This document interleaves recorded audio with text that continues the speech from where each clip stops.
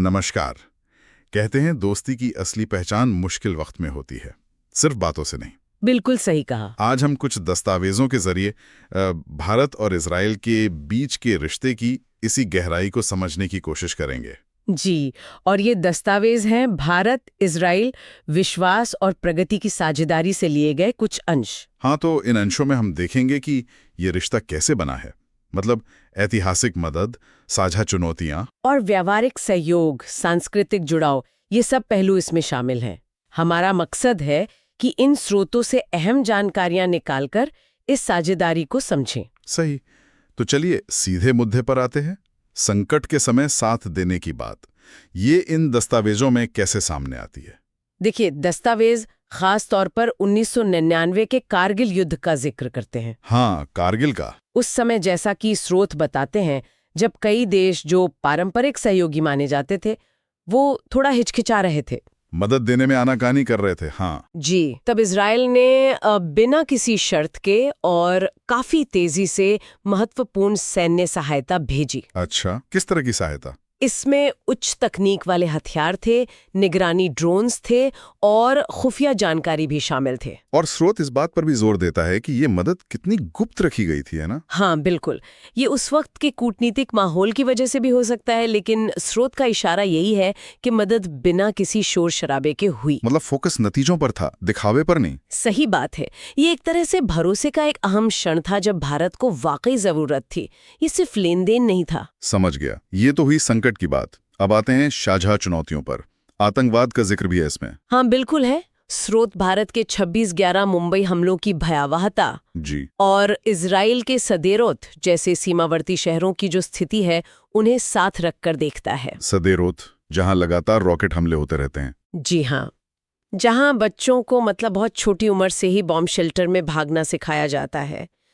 तो ये जो साझा दर्द है, ये जो अनुभव है, दस्तावेज के अनुसार ये दोनों देशों के बीच एक गहरी सहानुभूति और एक आपसी समझ पैदा करता है। ये तो हुई सुरक्षा और सहानुभूति की बात। जी, लेकिन क्या इन दस्तावेजों में रोजमर्रा की जिंदगी से जुड़े मतलब व्यावहारिक सहयोग का भी जिक्र है, कुछ जमीनी स्तर का? हाँ, जरूर है। और कृषि क्षेत्र इसका एक बहुत बड़ा उदाहरण है। कृषि, वो कैसे? स्रोत बताता है कि कैसे इजराइल की जो जल संरक्षण तकनीकें हैं, जैसे ड्रिप इरिगेशन, हाँ, सुना है इसके बारे में। उसने खासकर हरियाणा और गुजरात जैसे राज्यों में भारतीय किसानों की बहुत मदद की है, कम पानी में बेहतर फसल उगाने में। अच्छा, तो ये तो जमीनी स्तर पर वाकई बदलाव लाने वाली बात हुई। बिल्कुल। और स्रोत कहता है कि ये चीजें, ये व्यावहारिक सहयोग बड़ी बड़ी संधियों से ज्यादा मजबूत रिश्ते बनाते हैं कभी कभी। तो सैन्य मदद से लेकर खेती में सहयोग तक, स्रोत इन दोनों को एक ही तरह के मतलब व्यावहारिक नतीजों पर आधारित रिश्ते के उदाहरण के तौर पर पेश कर रहा है। जी, और शायद इसी जमीन पर ऐतिहासिक संबंध भी पनपे होंगे। निश्चित रूप से।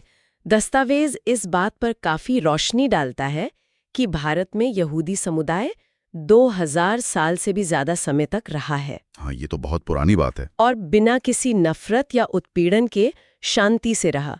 उन्हें समाज में सम्मान मिला। तो स्रोत के मुताबिक इजराइल इस ऐतिहासिक सद्भावना को बहुत महत्व देता है, उसे रिश्ते की एक मजबूत नींव मानता है। बिल्कुल। ये दिलचस्प है कि स्रोत इस ऐतिहासिक पहलू को कितना वजन दे रहा है। अच्छा, अब दस्तावेज में दूसरे क्षेत्रीय रिश्तों से तुलना का भी जिक्र है, खासकर ईरान के साथ भारत के संबंधों का। वो क्या कहता है? हाँ, तुलना की गई है। स्रोत के अनुसार देखिए, भारत के ईरान के साथ महत्वपूर्ण व्यापारिक और ऊर्जा संबंध तो रहे हैं, इसमें कोई शक नहीं। जी बिल्कुल। लेकिन यही दस्तावेज ये भी तर्क देता है कि ईरान ने मतलब ऐतिहासिक रूप से उन ताकतों का समर्थन किया है जो भारत के हितों के खिलाफ काम करती रही हैं। जैसे पाकिस्तान के साथ ईरान के करीबी रिश्ते, या फिर कश्मीर जैसे मुद्दों पर OIC जैसे मंचों पर पाकिस्तान का पक्ष लेना।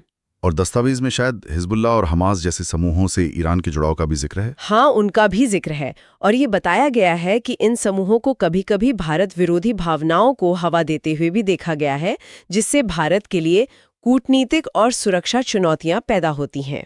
तो अब स्रोत एक तरह का विरोधाभास दिखा रहा है। जी, और फिर इसकी तुलना वो इजराइल के रुख से करता है। दस्तावेज के मुताबिक इजराइल ने कभी भी भारत के दुश्मनों का मतलब सक्रिय रूप से समर्थन नहीं किया। अच्छा। नहीं कभी भारत की संप्रभुता या क्षेत्रीय अखंडता पर सवाल उठाया, चाहे युद्ध का समय हो या कृषि हो या तकनीक हो। स्रोत का तर्क है कि इजराइल ने हमेशा मदद की पेशकश की है और वो भी बिना किसी छिपे एजेंडा के। तो अगर हम इन सभी बिंदुओं को जोड़कर देखें, कारगिल, आतंकवाद, कृषि, इतिहास, ईरान से तुलना, तो स्रोत का मूल तर्क क्या बनता है? भारत इजराइल रिश्ते का सार क्या है इन दस्तावेजों के हिसाब से? देखिए, मूल तर्क यही उभरता है कि ये रिश्ता सिर्फ रणनीतिक समीकरणों या लेन देन पर नहीं टिका है। तो फिर किस पर? ये गहरे विश्वास पर, आपसी सम्मान पर, पारदर्शिता पर और वफादारी पर आधारित है, और साथ ही शांति और प्रगति जैसे साझा मूल्यों पर भी। ये सिर्फ बातें नहीं हैं, ये व्यावहारिक सहयोग और संकट के समय की परीक्षा में खरा उतरा है। तो संक्षेप में कहे तो ये दस्तावेज संकट के समय इजराइल के ठोस समर्थन को उजागर करते हैं। जी। आतंकवाद की साझा पीड़ा को, कृषि जैसे क्षेत्रों में जमीनी मदद को, सदियों पुराने ऐतिहासिक सद्भावना को, और इसे क्षेत्र के कुछ अन्य शायद ज्यादा जटिल संबंधों के बरक्स रखकर देखते हैं। बिल्कुल सही।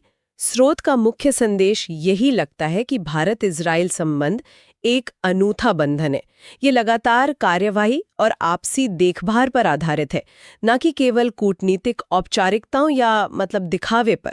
ये वाकई एक दिलचस्प विश्लेषण है इन स्रोतों का, और ये हमें सोचने पर मजबूर करता है। हाँ, और यहीं पर हम शायद श्रोताओं के लिए एक विचार छोड़ सकते हैं। जरूर। देखिए, ये दस्तावेज साझा मूल्यों और ऐतिहासिक सद्भावना पर काफी जोर देते हैं, है ना? हाँ, ये बात बार बार आई है। तो सवाल ये उठता है कि आज की जो तेजी से बदलती दुनिया है, जो भू राजनीति है, जहां तात्कालिक रणनीतिक जरूरतें अक्सर ज्यादा हावी लगती हैं, सही, वहां इन साझा मूल्यों और ऐतिहासिक रिश्तों का असल वजन कितना होता है? भविष्य के फैसलों में इनकी भूमिका क्या होगी? ये सोचने वाली बात है।